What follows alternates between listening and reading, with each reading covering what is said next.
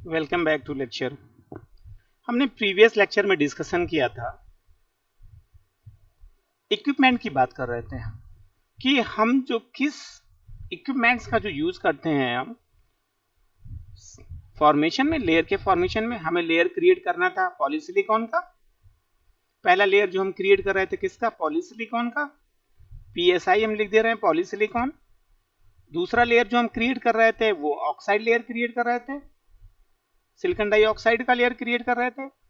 तीसरा हम silicon nitride का कर रहे थे, सिलिकॉन नाइट्राइड का लेयर क्रिएट कर रहे थे।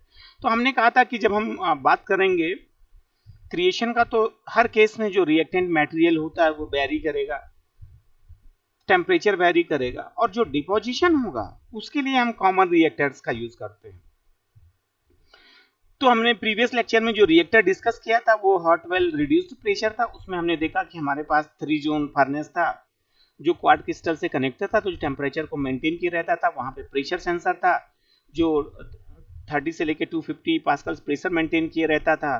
लोड शटर था जिसके थ्रू हम सैंपल को प्लेस कर देते थे, इनलेट के थ्रू गैस फ्लो करवा देते थे, और पंप के थ्रू जो गैस फ्लो करवाए हैं उससे हम गैस को निकाल एग्जॉस्ट कर देते थे, या गैस बाहर की तरफ निकल जाती थी। और हमने देखा उस मेथड में एक जो है कि 50 से लेकर 200 सैंपल्स का हम जो है क्रिएशन करते थे, सैंपल्स का यूज करते थे क्रिएशन में या लेयर क्रिएशन में। तो हमने कहा कि जैसे वो तीनों ही कॉमन यूज होता, तीनों के केस में, चाहे वो पॉलीसिलिकॉन का यूज हो, चाहे वो ऑक्साइड का यूज हो, चाहे वो सिलिकॉन नाइट्राइड का लेयर क्रिएट करना है, तो तीनों का हम यूज कर लेते हैं। ऐसे ही अब हम उसके पार्ट बी की बात करते हैं, इसका जो सेकंड सेक्शन है। अब ये भी वही सीवीडी रिएक्टर है, लेकिन उसमें हॉट वेल प्रोसेस था। हॉट वेल प्रोसेस का मतलब सिंपली हमने वहां 300 से लेकर 900 डिग्री सेंटीग्रेड टेम्परेचर को मेंटेन किया था। इसमें ऐसा कुछ नहीं है, कंटिन्यूअस एटमॉस्फेरिक प्रेशर रिएक्टर, और उसमें जो प्रेशर है, इसमें जो प्रेशर होगा वो एटमॉस्फेरिक प्रेशर होगा। तो ये दूसरा रिएक्टर होगा। अब रिएक्टर में हमारे पास यहाँ पे ये बेल्ट ऐसे लगे होंगे, ये पूरा इस पे दिखाया गया है, जिस पे हम क्या करते हैं, सैंपल को प्लेस कर देते हैं। ये इनलेट है, इनलेट के थ्रू क्या करते हैं, हम गैस फ्लो करवाएंगे। ये कन्वेयर बेल्ट है, ये जो बेल्ट है ये क्या करता है, रोटेट करता रहता है। ये इसमें रोटेशन लिखा हुआ है, ये देखिए ऐसे आप रोटेट कर रहा है। तो ये जब रोटेट करेगा तो ऐसा इस पे जो सैंपल्स होंगे, सैंपल्स आते रहेंगे, उस पे गैस फ्लो होती रहेगी, और गैस फ्लो होकर लेयर क्रिएट होती रहती है। और इसी जो रोटेटर होगा इस पे क्या होगा, हमारे पास हीटर होगा। जो हीटर का मेन काम क्या होगा, टेम्परेचर को मेंटेन किया रहेगा। ऐसा नहीं कि इसमें टेम्परेचर की रिक्वायरमेंट नहीं होती, पर लो जो पहले जितनी टेम्परेचर की रिक्वायरमेंट थी वो टेम्परेचर की रिक्वायरमेंट नहीं होती, रिड्यूस टेम्परेचर रहता है। और यहाँ पे एग्जॉस्ट होगा, जो एग्जॉस्ट का मेन काम है कि जो हमने गैस यहाँ इनलेट के थ्रू फिल किया था उस गैस को यहाँ से निकाल देता है। तो ये जो पूरा प्रोसेस होता है ये दूसरा मेथड है जनरेशन का, फॉर्मेशन का। तो अगर हम बात करें तो इसमें लिखा है कि the samples are carried out through the reactor on the conveyor belt। अब जो ये बेल्ट है यहाँ पे बना हुआ बेल्ट, इसके थ्रू क्या होता है, सैंपल को हम प्लेस करते हैं। प्लेस करने का सिंपल मतलब carried out through the reactor. Samples को हम यहाँ पे प्लेस करके उस पर लेयर क्रिएट करते हैं। Reactant gas reactant gases flowing through the center of reactor are contained by the gas certain curtains formed by the very fast flow of the nitrogens। अब क्या करेंगे, हम जो रिएक्टर होगा, रिएक्टर में गैस फ्लो करवाएंगे और इसके साथ हम नाइट्रोजन गैस फ्लो करवा देंगे। और samples are heated by convection. अब यहाँ पे जो हीटर है, उस हीटर का मेन काम है कि जो यहाँ पे सैंपल प्लेस्ड है उनको हीटअप करना रहता है। The advantage of these continuous throughput reactors are the high throughput, good uniformity, and ability to handle the larger diameter wafer। ये भी वैसे ही है जैसा उस केस में भी हमने देखा था कि ये जो है 50 से लेके 200 वेफर को एट ए टाइम हम प्लेस कर सकते हैं। इस केस में भी जो आउटपुट होगा वो मैक्सिमम होगा। थ्रूपुट का सिंपल मतलब कंटिन्यूअस थ्रूपुट का मतलब इसमें मैक्सिमम बेल्ट रोटेट होती रहेगी। बेल्ट रोटेट होने के बाद जो सैंपल्स आते रहेंगे और उस पर फ्री जो फॉर्मेशन होगा वो फॉर्मेशन होता रहता है। अब इसमें प्रॉब्लम एक ही है कि जो गैस का फ्लो है, नाइट्रोजन और जो गैस इनलेट के थ्रू हम गैस फ्लो करवाते हैं वो फास्ट होनी चाहिए। फास्ट क्यों होनी चाहिए? अगर फास्ट नहीं रहेगा तो हम कह रहे हैं कि हमारा जो सैंपल है वो रोटेट होता रह रहा है, तो रोटेशन की वजह से जो लेयर का क्रिएशन है वो लेयर का क्रिएशन नहीं हो पाएगा। यूनिफॉर्म लेयर क्रिएशन की बात कर रहे हैं तो लेयर में क्रिएशन नहीं होगा, और हम कहते हैं जो ओवरऑल आउटपुट है, जो मैक्सिमम थ्रूपुट है या मैक्सिमम नंबर ऑफ वेफर हम जनरेशन कर रहे हैं वो प्रोसेस नहीं होगा। तो अगर समराइज करें पूरे ओवरऑल प्रोसेस को तो बहुत इजी प्रोसेस है। आपके पास कन्वेयर बेल्ट होगा जिसके थ्रू सैंपल्स जो कैरीड आउट होगा, मतलब सैंपल को हम प्लेस करते रहेंगे, और हमारे पास ये सैंपल का मतलब सिंपली वेफर है, और नाइट्रोजन के साथ हम जो है जो इनिशियल रिएक्टेंट मटेरियल है वो गैस के थ्रू हम फ्लो करवाएंगे, और वो फ्लो होने के साथ सरफेस पे आएगा और लेयर क्रिएट कर देगा, और जो गैस हम फ्लो करवाएंगे वो एग्जॉस्ट के थ्रू गैस निकाल देंगे बाहर की तरफ। और इसमें भी हीटर का यूज करेंगे, जो हीटर का मेन काम रहेगा सैंपल्स को हीटअप करते रहना। इसमें भी हमने मैक्सिमम आउटपुट जनरेट कर दिया, यूनिफॉर्म जनरेशन कर दिया। लेकिन ये ओवरऑल प्रोसेस जनरेशन का तब फाइनल होगा जब हम कहते हैं कि जो ये प्रोसेस है इसमें जो गैस का फ्लो है फास्ट, क्योंकि गैस का फ्लो फास्ट होगा तो जो ओवरऑल नंबर ऑफ वेफर्स हैं जिन पे हम लेयर क्रिएट कर रहे हैं वो इंक्रीज हो जाएंगे। तो ये मेथड था। अब हम उसके बाद बात करते हैं नेक्स्ट मेथड का। अब प्लाज्मा सेक्शन की बात करते हैं, नेक्स्ट मेथड पे आ जाते हैं। तो ये प्लाज्मा डिपोजिशन रिएक्टर है पैरेलल प्लेट का।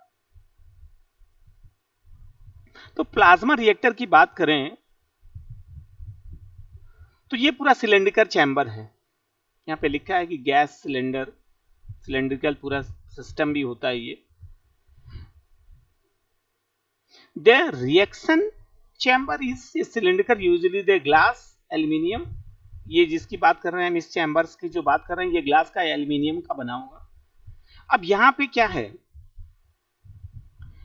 कि ये होल्डर है, यहाँ पे होल्डर बना हुआ, होल्डर पे हम क्या करते हैं कि सबस्ट्रेट को प्लेस कर देते हैं।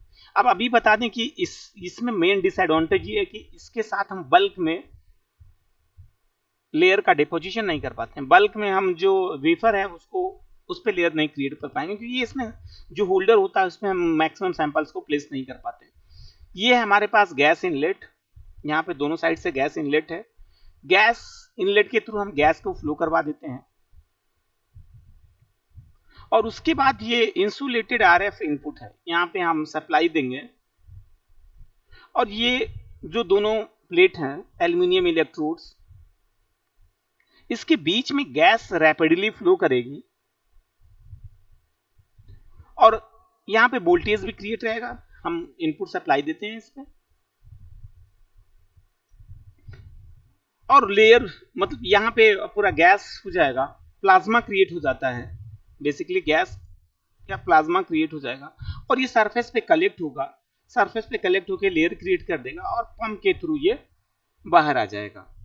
तो ये जो पूरा प्रोसेस होता है ये क्रिएशन का है हमारा प्लाज्मा क्रिएशन या प्लाज्मा टेक्निक की बात करते हैं। अब इसमें दो चीजें होती हैं, एक तो हमारा पैरेलल जोन है, ये तो पैरेलल प्लेट है।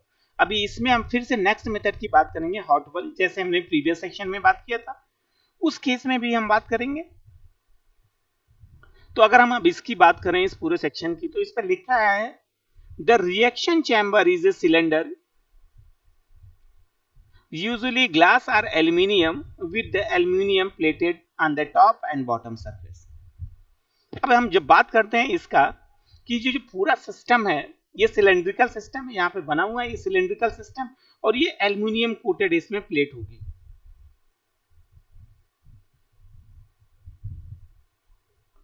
नेक्स्ट बात करते हैं samples lie on the bottom on the electrode which is grounded. अब हमने कहा कि हम सैंपल को प्लेस कर दिए, ये जो इलेक्ट्रोड है यहाँ पे, ये दोनों यहाँ पे इलेक्ट्रोड है, तो ये जो दोनों इलेक्ट्रोड है, जो लोअर इलेक्ट्रोड है ये ग्राउंडेड होगा, और इसमें हम सैंपल को प्लेस कर दिए।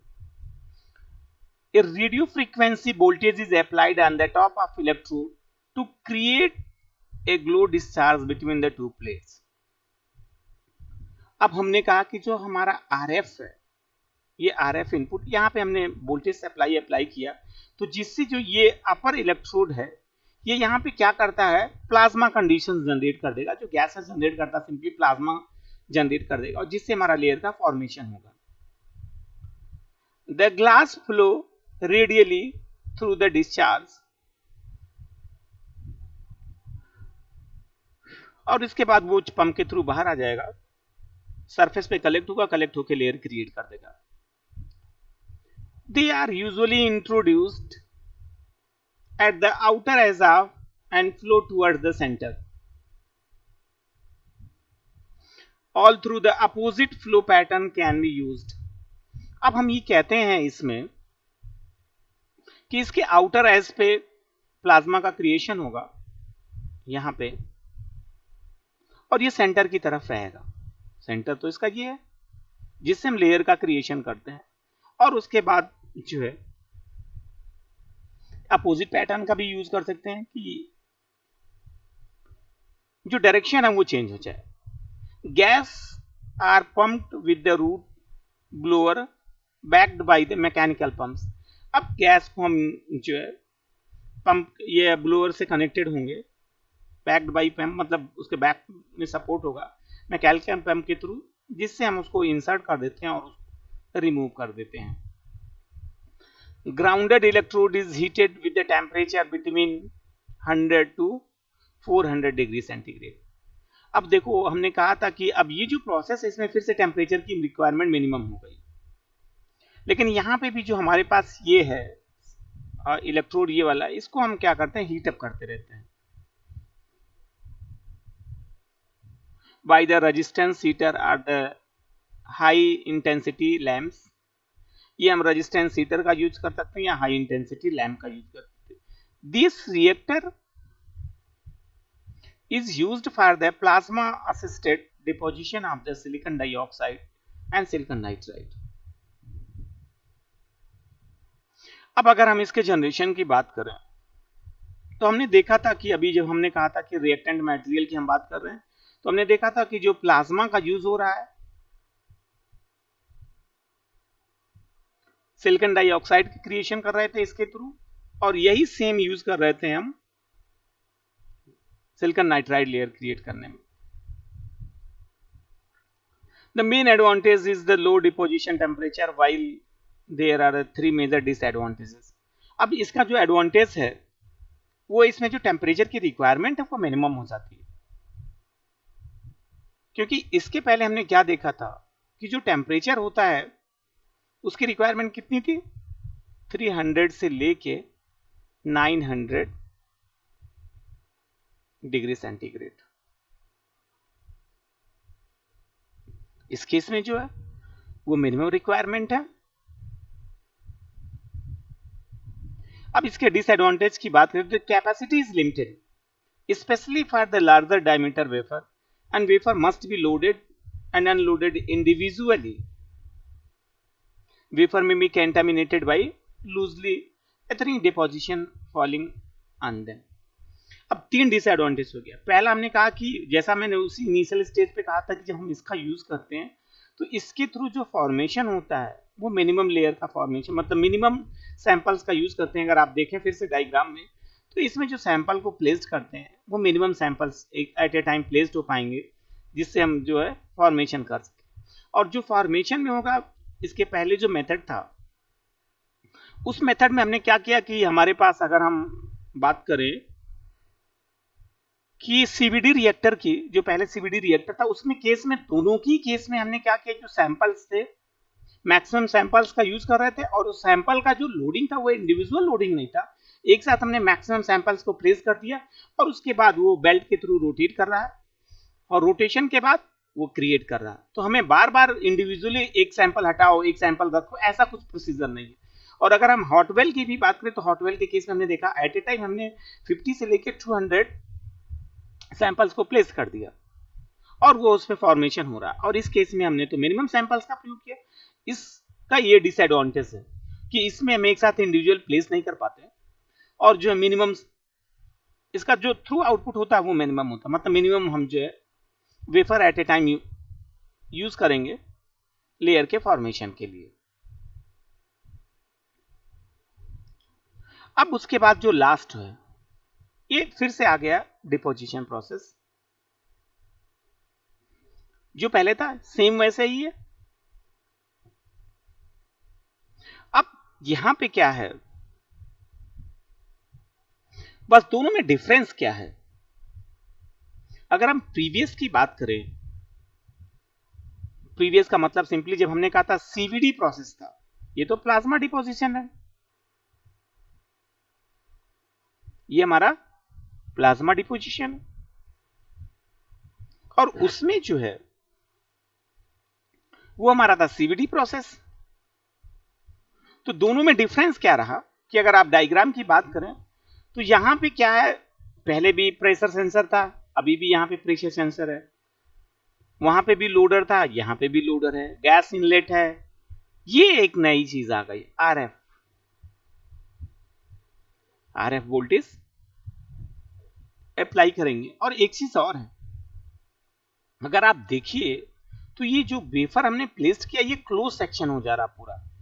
ये तो हमारे पास हमने जो है प्लेस्ड कर दिया इसको ससेप्टर पे, उसमें भी हमने किया था, लेकिन उस केस में हमने प्लाज्मा क्रिएट नहीं किया था। उस केस में हमारा जो पूरा प्रोसेस था वो क्या था, हमारा जो पूरा प्रोसेस था वो गैस का हमने फ्लो करवाया था। गैस फ्लो हो गया, टेम्परेचर हमने प्रेशर को मेंटेन कर दिया, टेम्परेचर को मेंटेन कर दिया और क्रिएट हो गया। अब अगर हम प्लाज्मा वाले केस की बात करते हैं, ये दो डिफरेंस हो गए, इसमें आरएफ वोल्टेज हमने अप्लाई कर दिया और एक चैम्बर बना दिया, इलेक्ट्रोड। अब चैम्बर का सिंपल मतलब ये इलेक्ट्रोड है जिस पे हमने प्लेस्ड किया, और ये यहाँ पे ऑलरेडी भी जैसे पहले हमारे पास मटेरियल था वैसे इस केस में भी सेम मटेरियल है। इसमें हमने उस पे भी हमने फॉर्मेशन किया था, फॉर्मेशन के लिए हमने क्वार्ट्ज ट्यूब का यूज किया था, तो वो अभी भी एज इट इज है, लेकिन हमने क्या किया कि इस पे फॉर्मेशन कर दिया बस इलेक्ट्रोड का। तो अब अगर इसके वर्किंग की बात करें तो यहाँ पे अभी भी as it is pressure sensor का मेन काम है कि ओवरऑल यहाँ पे प्रेशर को मेंटेन किए रहना। ये मॉनिटर करता रहता है कि कितने प्रेशर की रिक्वायरमेंट, प्रेशर को मेंटेन करेगा। लोडर शटर है, लोडर डोर है, तो ये क्या करेगा, इसके थ्रू हमारा जो पूरा वेफर है या जो सैंपल है, ये सब क्या है, ये वेफर है, वेफर है या सैंपल है। सैंपल को हम प्लेस कर दिए, सैंपल को प्लेस करने के बाद क्लोज हो जाएगा। और ये इनलेट है, इनलेट के थ्रू हम गैस फ्लो करवाएंगे। अब उस केस में क्या था कि गैस हमने फ्लो करवाया, गैस फ्लो होके अपना जो है सरफेस पे रिएक्शन करके क्रिएट कर दिया। अब लेकिन इस केस में चेंज हो जाएगा, अब यहाँ पे ग्रेफाइट इलेक्ट्रोड होगा जिसपे हम पूरे वेफर को प्लेस्ड किए हुए हैं, और उसके बाद यहाँ पे हम क्या करते हैं, आरएफ सप्लाई दे देंगे। तो जब आरएफ सप्लाई देंगे और गैस फ्लो करवाएंगे तो यहाँ पे पूरा क्या होगा, ये प्लाज्मा क्रिएट कर देगा और यही यहाँ पे कलेक्ट हो जाएगा और कलेक्ट होके हमारा लेयर क्रिएट कर देगा। और यहाँ पे फिर से पंप का यूज है, पंप जो हम गैस को इंटरनली जो फ्लो करवाएंगे वो गैस को रिमूव कर देगा। और 3 जोन फर्नेस है, ये जो 3 जोन फर्नेस है ये क्या करेगा, जो यहाँ पे हमारे पास क्वार्ट्ज है उसको क्या करेगा, हीटअप कर देगा। हीटअप करने का सिंपल मीनिंग है टेम्परेचर को इंक्रीज कर देगा। बस दोनों में बेसिक डिफरेंस क्या होगा कि यहाँ पे ग्रेफाइट इलेक्ट्रोड का यूज है और प्लाज्मा का क्रिएशन होगा वोल्टेज अप्लाई करके। तो अब हम इसके थ्योरी की बात करें, the hot wall plasma deposition reactor shown in the figure हमने देख लिया। The solve many problems encountered in the radial flow of reactors. अब जो पहले प्रॉब्लम्स थी उसको इसने रिमूव कर दिया है। The reaction take place in a quartz tube heated by the furnace, जैसा कि जो हमने पहले प्रोसेस की बात की, यहाँ पे हमने अप्लाई कर दिया। ये फर्नेस है, फर्नेस का मेन काम है टेम्परेचर को इंक्रीज करना क्वार्ट्ज के थ्रू, और ये टेम्परेचर को मेंटेन किए रहेगा। The sample are hold vertically and parallel gas flow through, ये वर्टिकली यहाँ पे हमने इसको प्लेस कर दिया और इसके पैरेलल में ही जो है गैस फ्लो करेगी। The electrode assembly which support the samples and contain long graphite or aluminum slabs. अब जो हमने कहा था जो सैंपल को हमने प्लेस्ड किया है वो इलेक्ट्रोड पे हमने प्लेस्ड किया, वहां पे पहले मेंशन भी है ये हमारा जो ग्रेफाइट का होगा एल्यूमिनियम का होगा.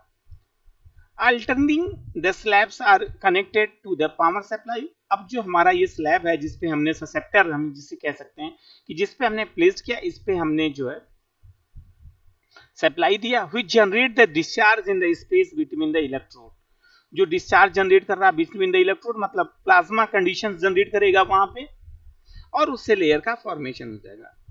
Advantage of this reactor are is high capacity and the low deposition temperature. अब हमने कहा कि जब हम प्लाज्मा की बात करते हैं तो जो पहले टेम्परेचर था उस टेम्परेचर की रिक्वायरमेंट हमें नहीं होगी. पहले अगर यही जो टेम्परेचर था 300 से लेके 900 तक हम यूज करते हैं, 900 डिग्री सेंटीग्रेड तक यूज कर रहे हैं. अब ये टेम्परेचर जो रिड्यूस होकर प्लाज्मा के केस में आ जाएगा 200 से लेके 350 तक. तो जो टेम्परेचर की रिक्वायरमेंट होती है वो इस केस में रिड्यूस्ड हो जाती है और इस केस में भी हम maximum wafer at the time use कर सकते हैं फॉर्मेशन का, क्योंकि सारा कुछ टेक्निक तो एज इट इज है. It's drawback. अब इसके हम ड्रॉबैक की बात करते हैं, डिसएडवांटेज की बात करें. However, are that the particles can form while the electrode assembly being inserted. The wafer must be individually handled during the loading and unloading. अब ये कहते हैं कि जब हम फॉर्मेशन कर रहे हैं तो अब जो वेफर है उसकी जब हम लोडिंग और अनलोडिंग करेंगे उसकी इंडिविजुअल लोडिंग करेंगे और जब हम फॉर इलेक्ट्रोड पे उसको असेंबल करेंगे तो उसमें एक्स्ट्रा पार्टिकल्स का भी फॉर्मेशन हो सकता है. The particle can form while the electrode assembly being inserted. कि जो उसमें पार्टिकल्स हैं मतलब एक्स्ट्रा पार्टिकल से हम सब सिंपली ये भी कह सकते हैं कि इम्प्योरिटीज इंट्रोड्यूस्ड हो जाएगा जब इलेक्ट्रोड हम इंसर्ट करके सप्लाई देंगे. तो ये जो चार पूरा प्रोसेस था ये 4 रिएक्टर्स थे जो हमने पढ़ लिए. अब हम इसके बाद नेक्स्ट लेक्चर में डिस्कस करेंगे फॉर्मेशन. हम सिलिकॉन डाइऑक्साइड का फॉर्मेशन करेंगे, हम नाइट्राइड का फॉर्मेशन करेंगे और इसके बाद जो है हम पॉलीसिलिकॉन का फॉर्मेशन करेंगे. Thank you.